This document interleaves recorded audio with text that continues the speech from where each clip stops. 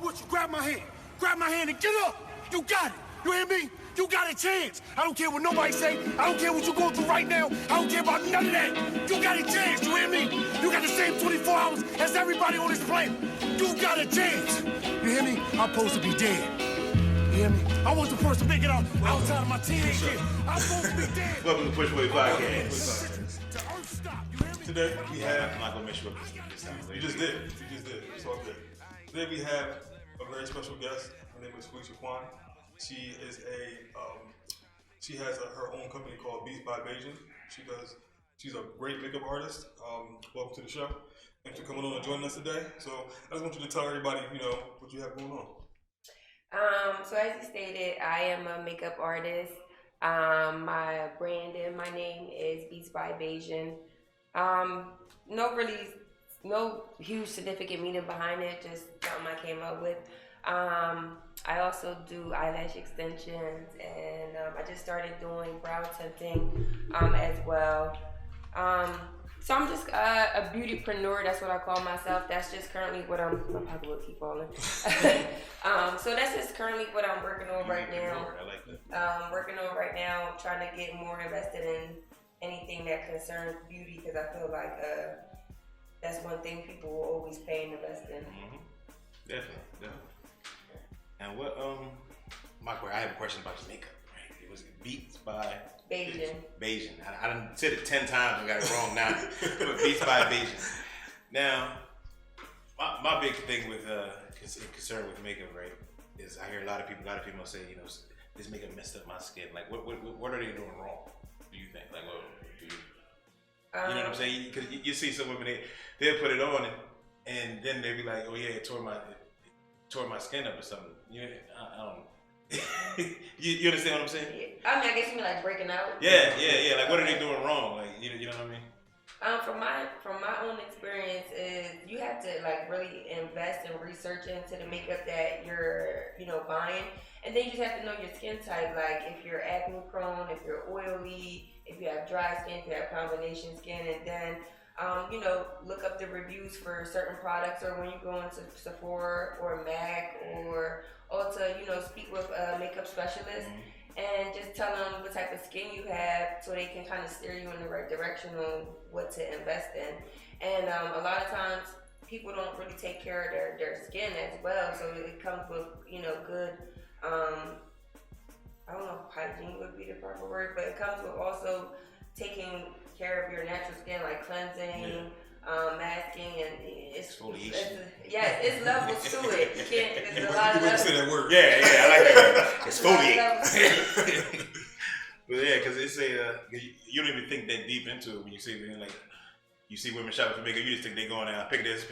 My wife like, I'm about to go get some makeup. I'm like, for what? You already got some. Yeah, you can never have too much. It goes real deep, I guess. So now, what would you say separates your makeup style design from all the others?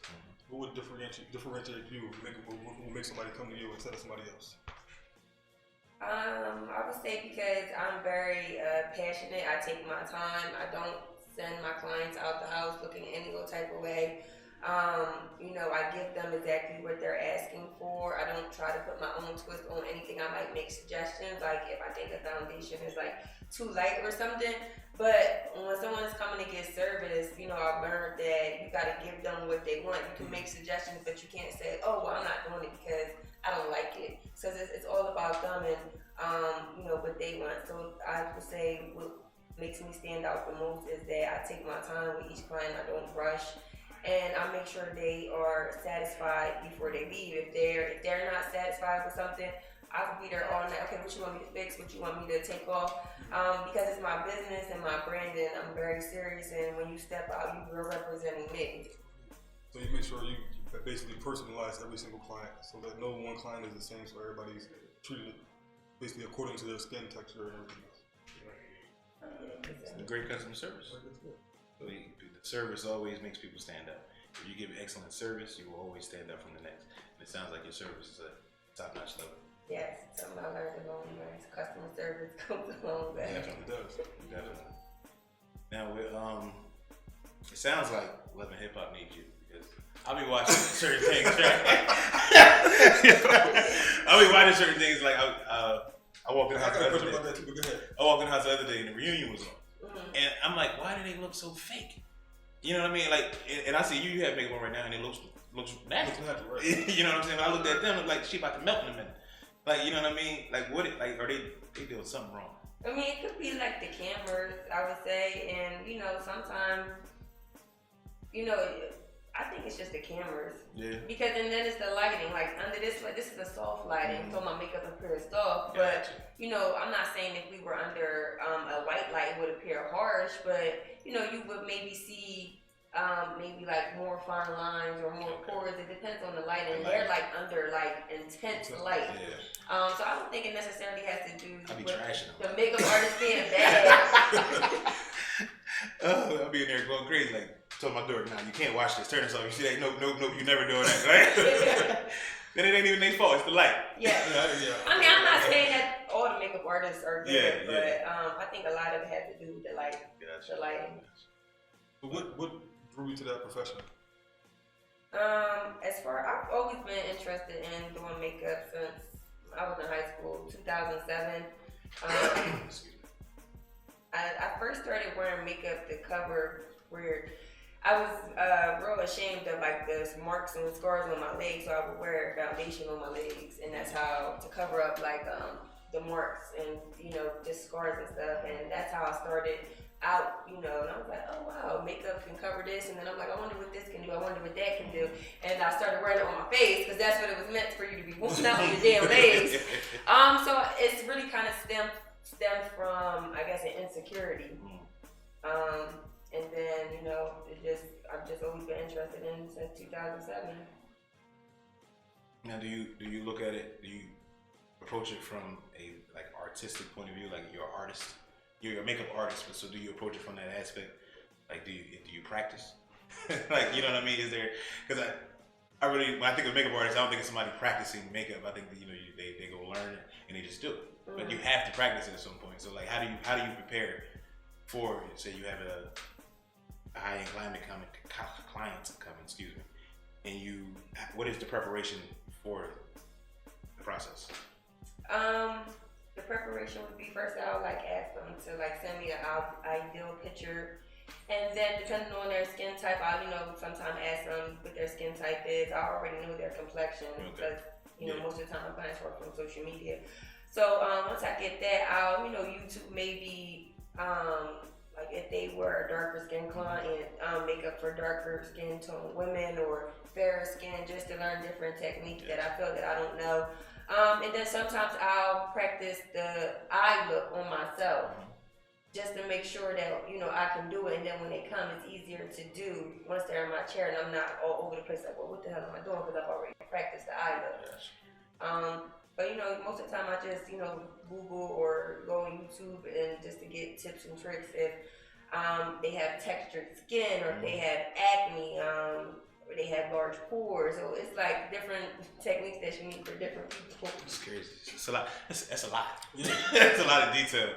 I just thought hey, shh, I'm out. That's when you have to make a meltdown. Yeah. That's crazy. So you also, aside from the makeup artist, you said you're also a addictions counselor. Yes. How did you get into that? I graduated last year from Camden County. I got my associates. Congratulations. Thank you. I got into the field because one of my parents, they were, had a drug issue when I was a child, and they continued to have it, sporadically as I grew older, or not sporadically, just periodically. And I just wanted to learn how to approach them and talk to them not from a daughter's perspective, because it was just always attack, stop, you can get off of it. But that wasn't working. So I said, well, let me go to school, let me learn. So I changed my major from, I think it was trying to be like a diapers worker to trying to focus on being an addictions counselor. So I just wanted to learn how to talk to someone that is battling addiction and trying to figure out what's going on with them mentally, emotionally, and spiritually. And that's kind of where it stemmed from. And then, I graduated, like I said, last year. I'm happy to say that, that parent is, no longer using, haven't been using in years. So now it just kind of gives, and now that I work at like a methadone clinic, it really gives me a true insight on what they were battling, because it's literally not just stop, because it's a disease, it's an addiction. You can't, they can't just stop. It's really, it takes a lot. So, I wish I had the knowledge that I have now back then, because then I probably would have been more, empathetic and understanding, but that's just how life works. And I understand now, and I look at things from a different point of view and perspective now. Yeah, addiction is no game. It's like, just think about something that you like to do every day, right? That you enjoy doing, and it's something you've been doing for years. Somebody say, "Oh, just stop doing that." You know what I mean? Right. It's like you can't. It's like somebody telling me to stop playing basketball. Like, yo, this is what I like. I get a certain type of high from playing basketball, because it lets off those good endorphins in me when I go play. So it's like, all right, somebody say just stop. I'm like, you can just stop. It's something that you really got to work yourself off of it and coach yourself to really stop. And it's crazy because people have misconceptions. They don't look at substance abuse addiction like way. They don't look at alcoholism that way. They look at it as, hey man, you messing yourself up. Stop it right now. Like, you know what I'm saying? They like, this ain't basketball. This ain't nothing, like you're killing yourself. Stop it. And they think you're just supposed to be able to. But I guess like you said, it goes way deeper than it's on the inside, what they're feeling, what they're going through spiritually. Right. It's a deep process. I used to, my mom used to do the substance abuse at the church every Thursday. And when I was a kid, I used to go there, I did not want to be there. Like, why do I have to be down here with these people? You know what I'm saying? And the fact that I'm like, these people. You know what I mean? So it puts that in my mind, like, I don't want to be around these people. And but being through that and seeing my mom counseling, it helped me with a better understanding. You know what I mean? But I was still a young kid. I was still looking at them like, I get away from me. But as you get older, you learn. You learn. Right. Sure. People have addictions with food, everything. You know what I mean? That's what I think is really emotional. Emotional trauma. Okay. But this young lady right here helped you get off your addiction and get your face right. And outside, exactly. Got the total package. But now, growing up in Camden, all right, of course, we all grew up in Camden. We all know the traps and the negative energy all throughout here. How were you able to navigate that and to be where you are today? Having your own business, getting a degree as an addiction counselor, and just being an overall positive person. How did you navigate this environment to get to this point? Even though I did grow up in Camden, I feel like I grew up on the okay side. It really wasn't like crazy parts. Like, I grew up on Westfield, the borderline of Pennsylvania. So it was like, I went to like Wilson and East Camden Middle and stuff like that. But where I actually lived at wasn't that bad. It was only, I guess, bad per se when I had to actually go to school or go to work. But what I would say would kind of like kept me focused and in the right direction, maybe would, what would I say? It was just always the desire to want to do better and stand out, like, and be recognized for doing something that other people weren't doing. Oh, you're not pregnant at the age of 16. Oh, okay. Like, even though I'm not saying that to come at anyone else that may have got pregnant, but these were things that made me feel good and made me feel like me personally, I was doing something. Oh, you got a job at 14. Oh, you got a car at this age. Oh, you got your high school diploma. And it was just like, I like to hear those words of acknowledgement, and it made me say, okay, well, let me keep striving to, whether it was to make my mom proud, or, my dad wasn't really around like that, or, so I would say whether it was to make my mom proud, or my grandmom, or maybe just being a positive role model for my little sister. So it was just the desire of, like I said, wanting to keep doing better and being acknowledged. Keep progressing. Keep pushing. Good plug. But Now back to Beats by Basian. Beats by Basian. I'm gonna get it right before the show. Now, when starting this, because to me it sounds like it'd be very difficult for like a makeup line. Was it a difficult process, or is it a difficult process of getting like choosing what you want or getting it out there and just it seems it's hard because women are very picky with that kind of stuff. So it seems like it's a hard industry to get into. So, is it? I don't think it's hard. I mean, I think anyone can wake up and say, I want to be a makeup artist or whatever. You know, anything. It's just a matter of you actually putting in the work so people can see that you know how to do not only your skin tone. So it is going to be a lot of you investing and doing a lot of freebies in the beginning. And hey, come over. Let me call my sister. Come over. Let me call my mom. Come over. So people can see, okay, she can do dark skin tone. She can do medium.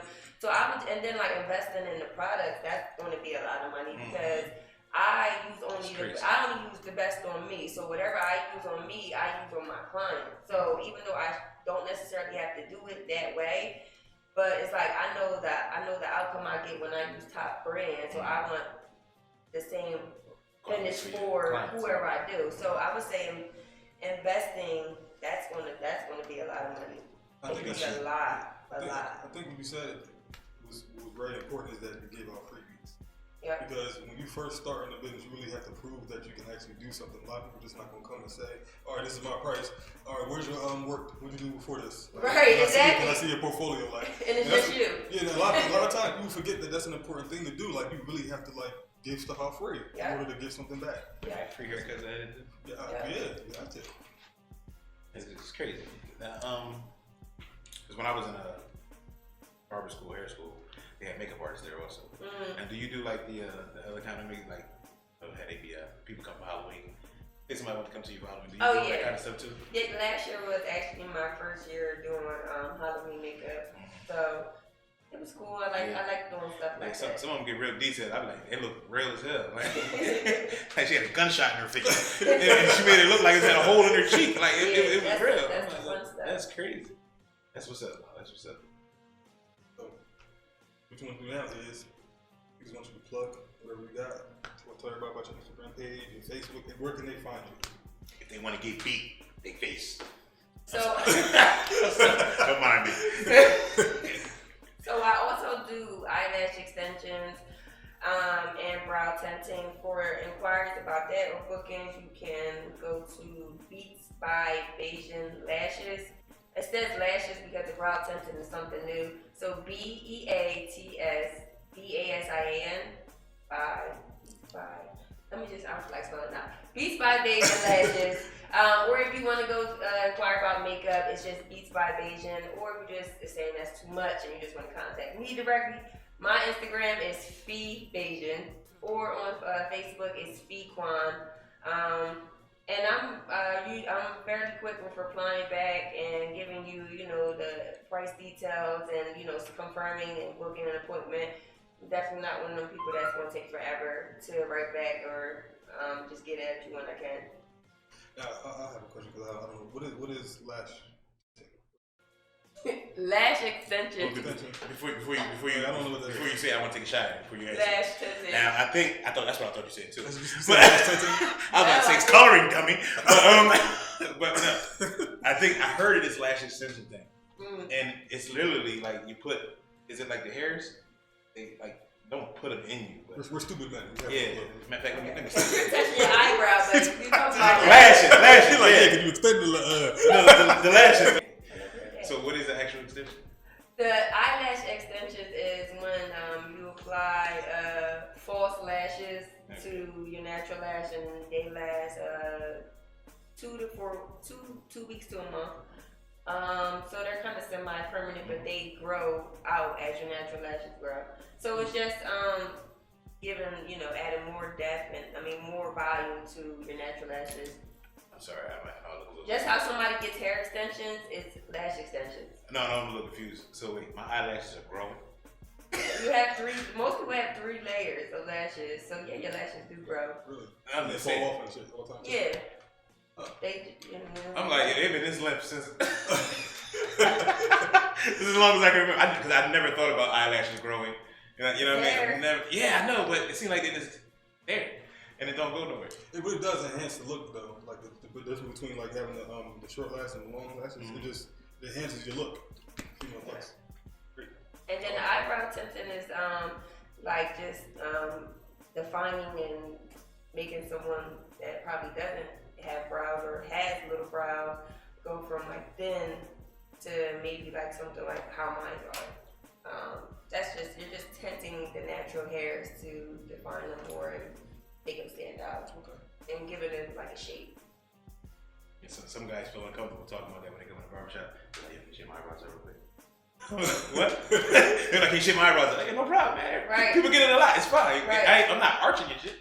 But, like, you know what I mean? I'm just cleaning you up. But you would do it though, somebody actually. They start to become more comfortable with it, but they used to be like, yeah. Right, trying to say no speak to. Yeah. What you say? You want your eyebrows? Oh man, yeah. You know, I learned something today. My eyelashes grow. You didn't know that? You trying to tell me you knew your eyelashes grew? Exactly. I was feeling falling off from your eyes and shit, but I didn't know that they was like they grew. I guess it has to go back. It's hair, falls out, right? Yeah. You was going like this, though. You was saying eyebrows and going like this. Right, you was I was saying eyelash.